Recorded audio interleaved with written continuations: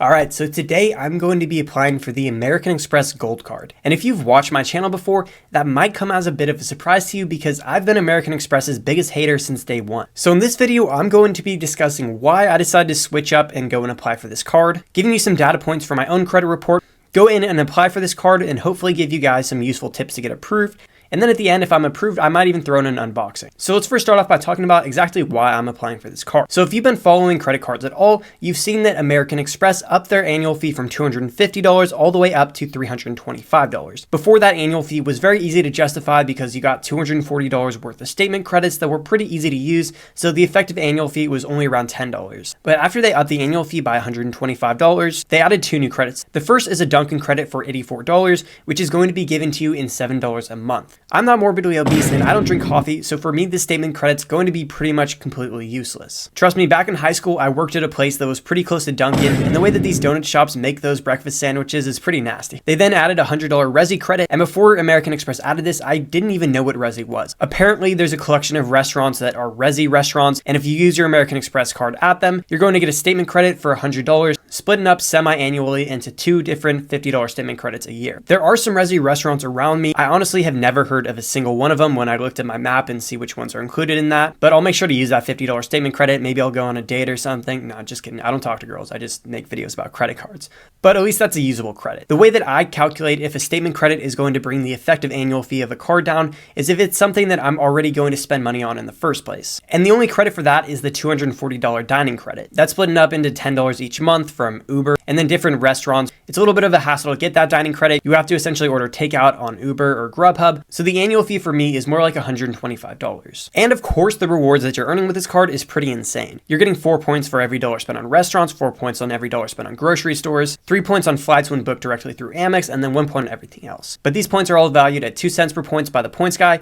So really, you're almost earning 8% on all your dining and groceries, and then 2% on everything else if you're able to transfer these points out and redeem them for maximum value. But the real reason that I'm applying for this card is the sign-up bonus that they have out right now is absolutely disgusting. They're giving me 100,000 membership rewards points when I spend $6,000 within the first 6 months of having this card. Plus, I'm going to get 20% back on all my dining up to $500, which is essentially just a $100 statement credit when I spend $500 in dining. So that sign-up bonus right there would pay for the annual fee for the next 5 years. So here's the way that I see myself using this card. I'm saving a lot of my money right now, so I'm just going to put the majority of my purchases on this card to hit that sign-up bonus. After I hit that sign-up bonus, I see myself having this card for maybe 1 or 2 years, depending on how long it takes for me to spend those 100,000 membership rewards points. Maybe I'll keep it in my wallet for a 3rd year if they give me a really nice retention offer, but we're gonna see. But for the meantime, I'm gonna be putting all my spend on this card for the next 6 months, and then for the next 1 to 3 years, using it as my primary grocery and then dining card. Also, if I do get approved for this card, as much as I love when you guys use my referral codes, you can only get a sign-up bonus from American Express once in your lifetime. So if you click on my link and it only gives you 60,000 points,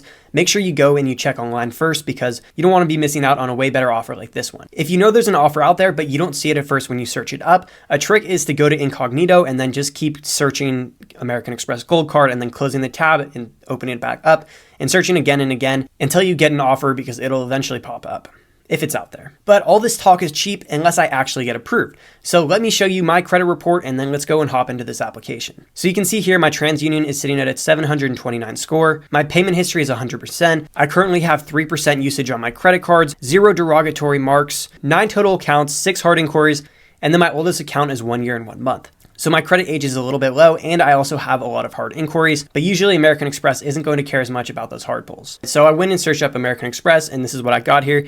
As you can see, you have the 100,000 membership rewards point and then the 20% back in statement credits.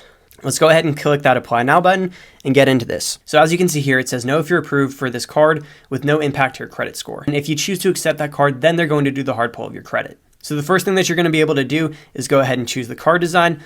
I'm going to stick with gold just because I think that new white gold color is really ugly. And then after you do that, you can scroll down, you put all your personal information. That's going to be things like your name, the name that you want on your card. Make sure that you put your legal last name, your birthday, email address, phone number, apartment, address, all that good stuff. All that's pretty self-explanatory, but the total annual income is where I get a lot of questions. So this is a charge card, meaning that you're not going to have any preset spending limit. So if you want to get a higher credit limit and inflate your income, that's not going to matter because you're not going to have a spend limit with this card. Obviously, I'm not going to go on youtube.com and publicly tell you to commit financial fraud. So put your actual income, because even though it's very, very rare, if American Express does want to look into your application and require documents, you're going to be screwed if you get caught lying on this application. For income source, obviously put whatever source your income's coming from, but if you put employed, you're going to have the highest odds of approval over something like self-employed. So next after that, all we have to do is review the terms and conditions and then hit agree and submit application. And then at this point, we're kind of just waiting.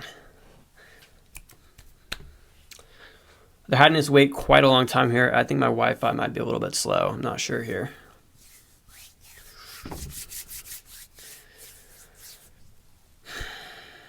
Okay, this is actually a really good sign. It's giving us the choice to add an authorized user. So we should be good and we should be applied for this card. I'm not going to add an authorized user right now, so I'm just going to hit skip this step.